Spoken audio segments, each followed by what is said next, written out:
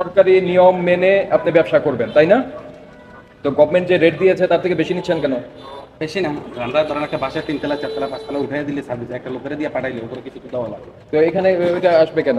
হ্যাঁ, যিনি এটা নিয়ে যাবে সে বকশিস হিসাবে ওটা আনবে, এই তো? সার্ভিস চার্জ সহ আর কি লিখে দিত না, তো ম্যাম তোমারা দেয় না। কে দেয় না ম্যাম? মানে সার্ভিস চার্জ যদি না লিখে দেয়, না বলে দেয় না, তাহলে তো দিতে চায় না ওনারা বাসা বাড়ি থেকে। কিন্তু গ্যাস আমরা পাইকারি দামে বিক্রি করি, আমরা পাইকারি দেবো। পাইকারি মানে কি?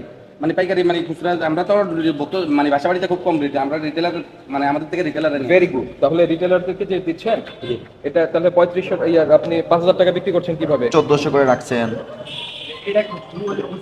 মানে অনেকে দেখে বাসা বাড়িতে দিয়ে আসছে না 1500 করে। বাসা বাড়ি তো দিয়ে আসেন, সেই মূল্যকে আপনি নির্ধারণ করে দিবেন, সেটা তো দুই পক্ষের আলোচনার ভিত্তিতে এটা নির্ধারণ দেখেন করতে হবে। নিয়ে এটা কিভাবে ই হয়? 13টা নিচে এক বাসায় হ্যাঁ, হ্যালো। কথা করে নাকি? না 13টা না, একটা নিচে 1400 রাখছে, টাকের কপির দাগ করছে স্যার। হচ্ছে আপনার ইয়েতে বুঝছেন কি আর ধানমন্ডি। ধানমন্ডি কোথায় বাড়িয়েছেন? ধানমন্ডি হচ্ছে 27। সেটা কি রিটেলার দোকান? হ্যাঁ, না না রিটেলার না, বাসা বাড়ি। বাসা বাড়িতে 6 পিস লাগছে। আচ্ছা, তাহলে আপনি যদি পরিবহন চার্জ নেন সেটা তো আপনাকে আলাদা যোগ করে দেখাতে হবে, এবং সেটা দুই পক্ষের আলোচনার ভিত্তিতে। আপনি তো এখানে অন্যান্য লিখে এখানে দিয়েছেন। আছে।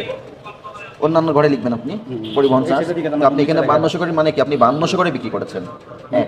দ্বিতীয় কথা, সরকার এই মাসের মূল্য, সেই মূল্যটা আপনাকে সহজে দৃশ্যমান স্থানে প্রদর্শন করতে হবে। করেছেন? করা নাই কোথাও। এটা কবেটা করে রাখছেন?